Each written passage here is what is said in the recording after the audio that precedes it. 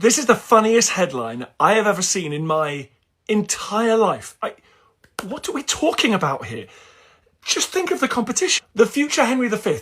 When he was 12, he went on a military campaign in Ireland where he was knighted by the king. He spoke Latin, French and English. He was the High Sheriff of Cornwall at age 15. At age 17, he was fighting for his family's throne by his father's side at the Battle of Shrewsbury. He was horrifically wounded in the face by an arrow. He spent the next 3 years, still a teenager, reconquering Wales.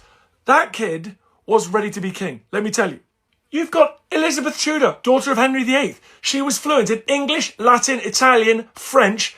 She was good at Dutch, good at Greek. And we know that because at age 12, she translated a prayer book into Latin and French, which we have. Here it is, age 12. As a teenager, she translated a copy of Tacitus into English, and she also learned Welsh, Scots, Irish and Cornish as well, so she could be a better queen. She played several instruments. She was one of the best educated human beings in the world at the time. She was ready. The list is endless. Athelstan had actually conquered chunks of the kingdom that he would rule from the Vikings. George III, as a child, was fluent in English and German. He studied constitutional law. Apparently, he was discussing politics at the age of 8. Richard the Lionheart, as an heir, had smashed his way through impregnable castle walls. Edward I, well, he had personally destroyed an English uprising in which he killed his uncle and mutilated his corpse. Now, I'm sure George's a nice kid, but what are we talking about? Grand rising, my little cherubs. Hope this finds you well. I'm going to jump straight in. I should have been going to bed, but I've jumped out of the bath and I'm wide awake. Let's talk. Because you see, you get a lot of derangers that come here and they really got all the mouth. And they like to do weird little things, right? But let's point out the obvious, shall we? You talk about the privacy that Harry and Meghan want for their kids, but yet they're posting pictures, how do they? They can do what they want. At least they're not bringing their children around people that are booing them in the streets. You do realise that Billy and Kathy bring their kids out knowing full well that Billy, Kathy and the rest of them are going to get booed. So they bring the kids out hoping that they won't boo so much or at all because the kids are there. Kids still have to listen to that. They look sad. They look out of place. They look nervous. They look like they don't want to be there. And whenever their popularity goes down, they drag them poor little kids out in the streets to be photographed, to be coddled, to be looked at, to be fucking poked. I know what the problem is besides Meghan being mixed and you hating that fact that she's managed to make so much money and get herself into the royal family. Oh, it's so deep for you that she had to have manipulated him to get there, didn't she? God. They protect their children. They have fun with their kids. And if they want to post their holiday pictures, they can. Why? Because everybody else does. So why the fuck shouldn't they? Why shouldn't they? I come to social media. I'm here. So what, don't I deserve a certain amount of privacy in my life, in my real life? What, not? You come here and you write comments. Should I go and pay one of those people that find people to find you so you don't have any privacy? Should I do that? No. Do I have a right because you're deranged to do that to you? No, I don't. You have a right to your privacy just like I do. If I don't want to post pictures of my family and my friends outside of here on my TikTok so anybody knows who's who and where's where, I don't have to. Does that mean I've got no fucking friends? Of course it doesn't. I'm a very popular person in real life. Dingbat. It's wild to me. The clutching at straws. Harry's new girlfriend. Did you see the pictures they posted earlier? Harry's new what? Every time you lot talk about them getting divorced and they come out and they're stronger than ever, that's why you're all so angry and bitter and twisted, because it's never right. You're always wrong. I'd hate to be wrong all the time like that. That would really upset me. Yeah, I couldn't live with myself being wrong like that all the time. I just couldn't do it. Talk about her Emmy nomination. First of all, it weren't that serious, was it? Then she bought it.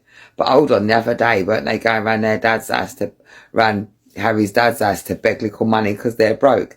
Can you stick to a narrative? Can you stick to a story? Can you?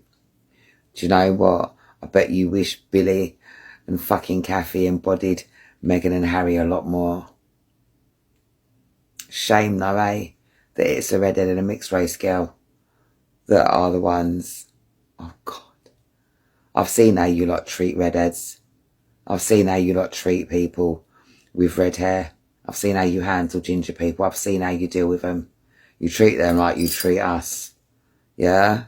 So, he might as well be the N-word of the white people. But you come here and I'm supposed to, what, take your opinion? I'm supposed to care about what you've got to say. I've got a couple of fans, they come round all the time with their sour faces and smelly crutches. Like I'm supposed to give a fuck about their opinion. This time no one's even been near it, looked at it, or even wanted to touch it or smell it. I didn't want to do that 30 years ago. I'm damn skippy sure they don't want to do that with you now. Listen, welcome. Welcome to the Thunderdome. If you want to be my #1 fan, please go ahead. I've got several anyway. You might have to put a ticket, because I've got a couple up there in the top contending space already. You haven't even come close to catching that spot. Anyway, Kathy and Billy are really shitty, awful parents.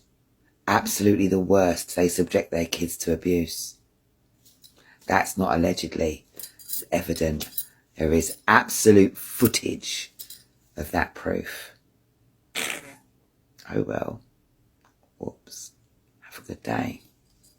So picture this. The media is running wild trying to sell the public an absolute fairy tale, and then a proper high society history guy just bursts out laughing. Game over. That single laugh from Dan Snow cut deeper than any angry protest ever could.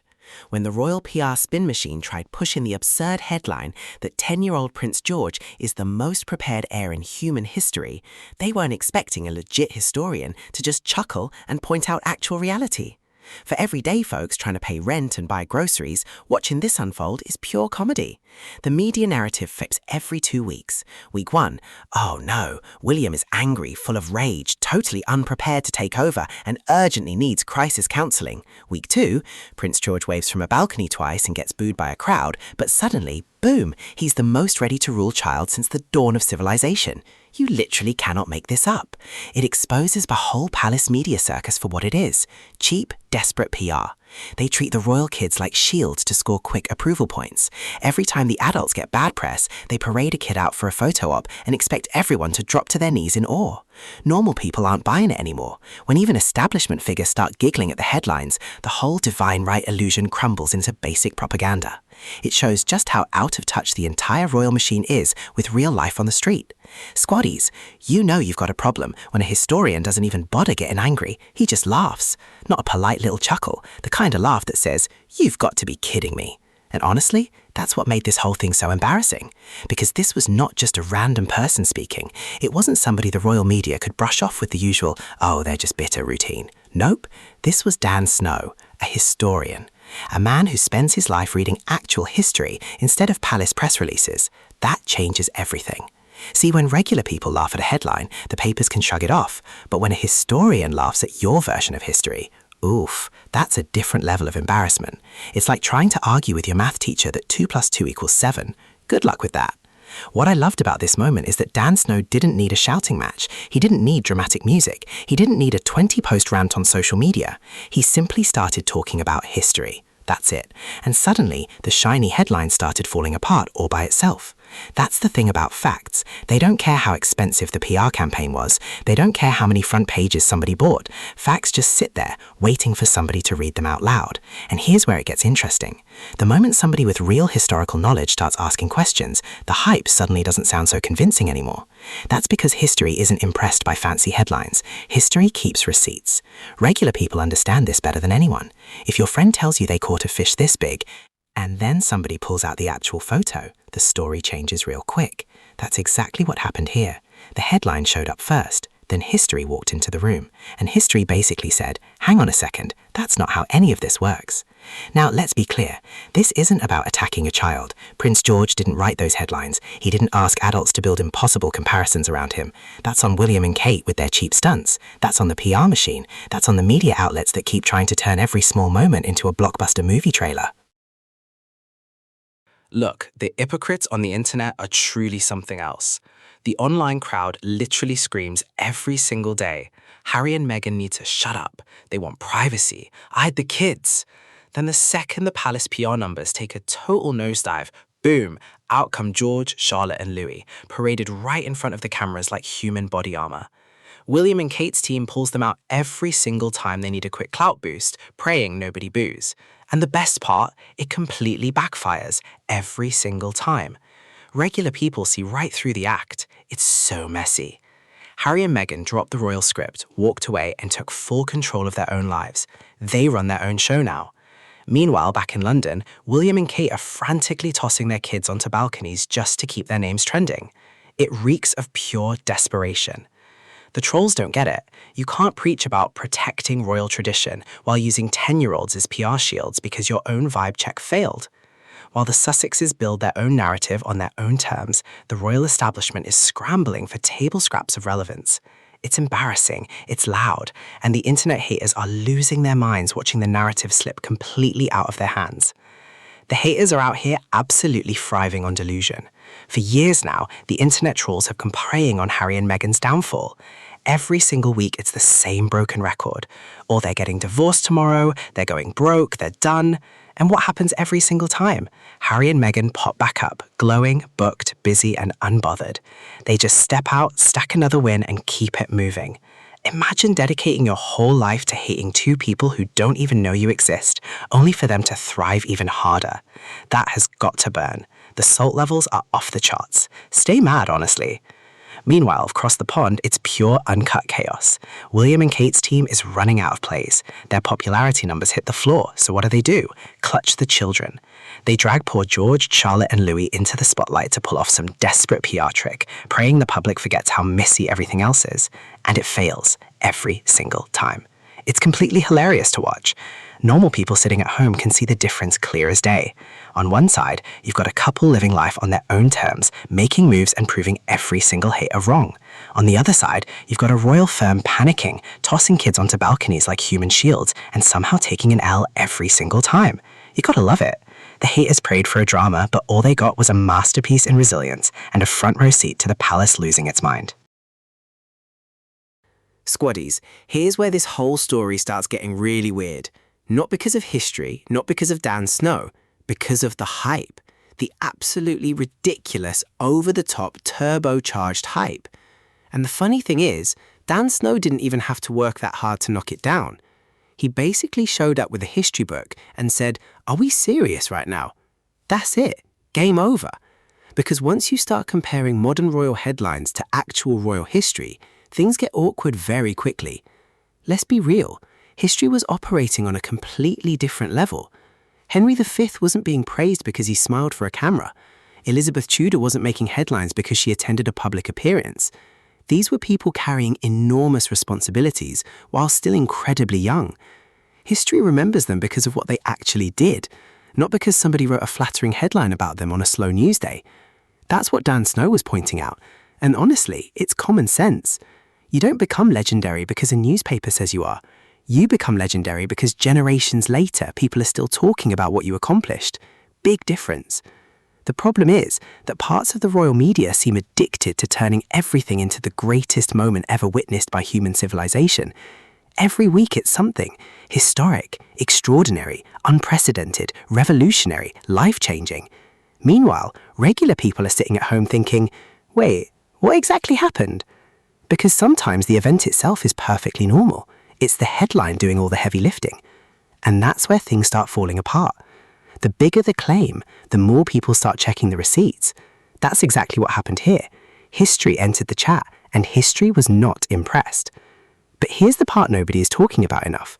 The person who ends up carrying all this nonsense isn't a palace communications team. It's not a newspaper editor. It's not the journalists. It's Prince George. And that's the unfair part, because George didn't ask for any of this. He didn't write those headlines. He didn't wake up one morning and say, please compare me to every famous royal from the last 1,000 years. Adults did that. Grown adults coordinated by William and Kate as always. People with jobs, salaries, offices and media platforms. They built the narrative. Then they attached it to a 12-year-old kid. Think about that for a second. Imagine being a child and people are already announcing how extraordinary you're supposed to be before you've even had a chance to figure out who you are. That's a lot. Actually, that's too much.